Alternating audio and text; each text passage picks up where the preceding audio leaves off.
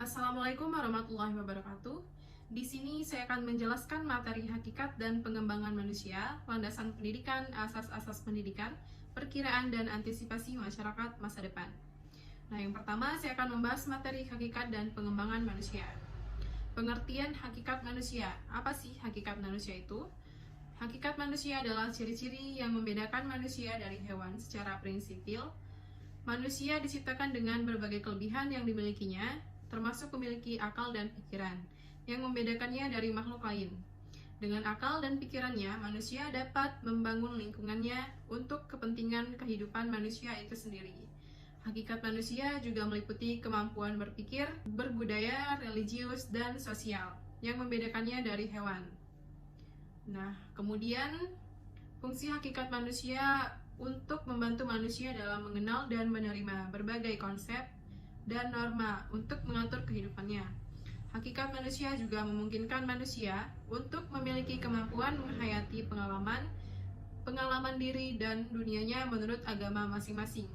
Pemahaman agama diperoleh melalui pelajaran agama, yakni sembahyang, doa-doa, maupun meditasi, komitmen, aktif, dan praktik ritual. Adapun jenis lingkungan pendidikan, dalam konteks materi hakikat dan pengembangan manusia, jenis lingkungan pendidikan yang relevan yaitu lingkungan sosial yang sehat. Hal ini dikemukakan dalam sumber yang menjelaskan bahwa penerapan pedagogis pendidikan memerlukan lingkungan hidup sosial yang sehat. Dalam konteks ini, lingkungan pendidikan yang sehat berarti lingkungan yang mendukung perkembangan individu secara optimal, memungkinkan mereka mengembangkan kepribadian dan individualitasnya dengan cara yang seimbang dan harmonis. Nah, pengembangan hakikat manusia meliputi pengembangan yang utuh, pembinaan terpadu terhadap dimensi hakikat manusia, sehingga dapat tumbuh dan berkembang secara selaras.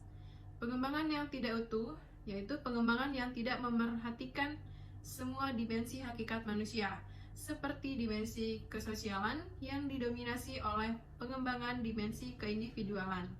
Yang kedua, saya akan menjelaskan materi tentang landasan pendidikan.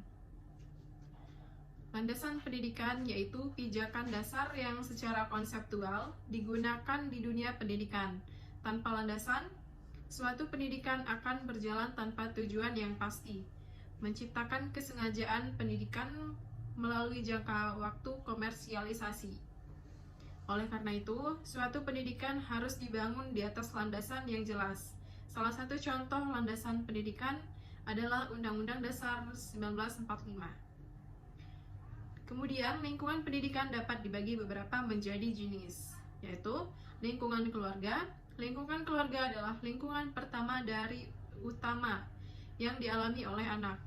Fungsi pendidikan keluarga meliputi proteksi, rekreasi, inisiasi, sosialisasi, dan edukasi. Lingkungan keluarga memainkan peran penting dalam pengembangan kepribadian dan kemampuan akademis individu. Nah, kemudian ada lingkungan sekolah. Lingkungan sekolah fokus pada pengembangan kemampuan akademis individu. Lingkungan sekolah dapat berupa lingkungan fisik, sosial, budaya, dan teknologi. Lingkungan sekolah memainkan peran penting dalam pengembangan kemampuan akademis dan sosial individu. Lingkungan masyarakat. Lingkungan masyarakat meliputi interaksi individu dengan masyarakat luas. Lingkungan masyarakat memainkan peran penting dalam pengembangan kemampuan sosial dan budaya individu. Nah, kemudian fungsi lingkungan pendidikan yaitu ada proteksi, anak mendapat perlindungan, perawatan, serta selalu dijaga. Dan ada inisiasi, anak diperkenalkan dengan sejumlah nama-nama benda, binatang, orang sekitarnya. Dan sosialisasi, anak belajar berinteraksi dengan orang lain, beradaptasi dengan budaya masyarakat. Edukasi, anak belajar tentang nilai-nilai dan norma-norma sosial yang berlaku dalam masyarakat. Kemudian, materi yang ketiga yaitu asas-asas pendidikan. Lingkungan pendidikan adalah suatu unsur yang sangat penting dalam proses pendidikan. Dalam konteks ini, lingkungan pendidikan mengacu pada lingkungan fisik, sosial, dan budaya yang mempengaruhi proses belajar dan perkembangan peserta didik. Nah, berikut penjelasan tentang pengertian maupun fungsi dan jenis lingkungan pendidikan. Lingkungan pendidikan dapat didefinisikan sebagai lingkungan yang mempengaruhi proses belajar dan perkembangan peserta didik. Dalam lingkungan pendidikan, peserta didik berinteraksi dengan berbagai elemen, termasuk lingkungan fisik, sosial, dan budaya, yang mempengaruhi cara belajar mereka dan mereka berkembang. Kemudian, fungsi lingkungan pendidikan yaitu membantu peserta didik dalam berinteraksi dengan berbagai lingkungan sekitar, utamanya berbagai sumber daya yang tersedia dalam lingkungan pendidikan. Fungsi utama adalah membantu peserta didik dalam mengembangkan potensi diri, baik secara fisik maupun spiritual, serta mengembangkan keterampilan dan nilai-nilai yang diperlukan dalam kehidupan. Jenis lingkungan pendidikan dapat dibagi menjadi 3 jenis. Yang pertama, lingkungan fisik. Lingkungan fisik yang mempengaruhi proses belajar dan perkembangan peserta didik, seperti ruang kelas, peralatan, dan fasilitas pendidikan lainnya. Yang kedua, lingkungan sosial. Lingkungan sosial yang mempengaruhi proses belajar dan perkembangan peserta didik, seperti interaksi dengan guru, teman, dan masyarakat. Dan yang ketiga, lingkungan budaya.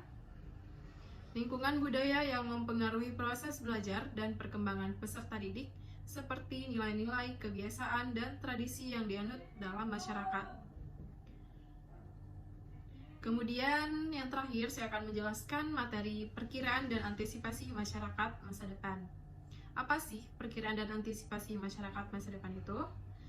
Yaitu suatu upaya untuk memprediksi dan mempersiapkan diri terhadap perubahan yang akan datang dalam masyarakat. Dalam konteks pendidikan, perkiraan dan antisipasi ini melibatkan analisis dan prediksi tentang bagaimana masyarakat masa depan akan berperilaku, berpikir, dan berinteraksi. Tujuan dari perkiraan dan antisipasi ini yaitu untuk mengembangkan kemampuan individu dan masyarakat untuk menghadapi dan menyesuaikan diri dengan perubahan yang akan datang. Kemudian fungsinya yaitu untuk mempelajari kemampuan adaptasi. Perkiraan dan antisipasi membantu individu dan masyarakat untuk memahami dan menyesuaikan diri dengan perubahan yang akan datang, sehingga mereka dapat beradaptasi dengan lebih baik. Kemudian, meningkatkan kualitas hidup dengan memprediksi dan mempersiapkan diri terhadap perubahan. Masyarakat dapat meningkatkan kualitas hidupnya dengan cara mengembangkan kemampuan yang dibutuhkan untuk menghadapi perubahan dan memikirkan kemampuan berpikir kritis, yaitu perkiraan dan antisipasi membantu individu dalam masyarakat untuk mengembangkan kemampuan berpikir kritis dan analitis, sehingga mereka dapat memahami dan menanggapi perubahan yang akan datang dengan lebih baik. Kemudian ada meningkatkan partisipasi masyarakat. Perkiraan dan antisipasi membantu meningkatkan partisipasi masyarakat dalam proses pengembangan masyarakat, sehingga masyarakat dapat lebih efektif dalam mengembangkan diri dari masyarakat. Kemudian ada jenis lingkungan pendidikan. Adapun yang terkait dengan perkiraan dan antisipasi masyarakat masa depan melibatkan beberapa aspek. Yang pertama, lingkungan budaya. Lingkungan budaya yang mempengaruhi bagaimana masyarakat berperilaku dan berpikir.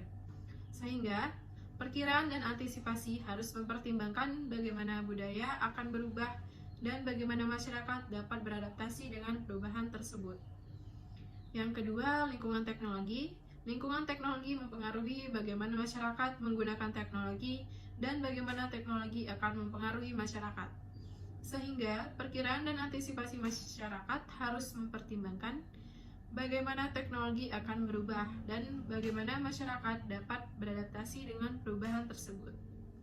Yang ketiga ada lingkungan sosial.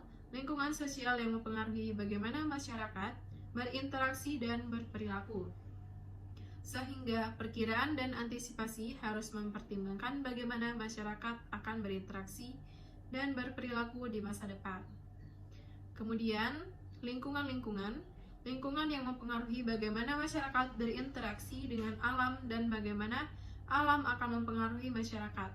Sehingga perkiraan dan antisipasi harus mempertimbangkan bagaimana masyarakat akan berinteraksi dengan alam di masa depan. Sekian materi yang saya sampaikan. Wassalamualaikum warahmatullahi wabarakatuh.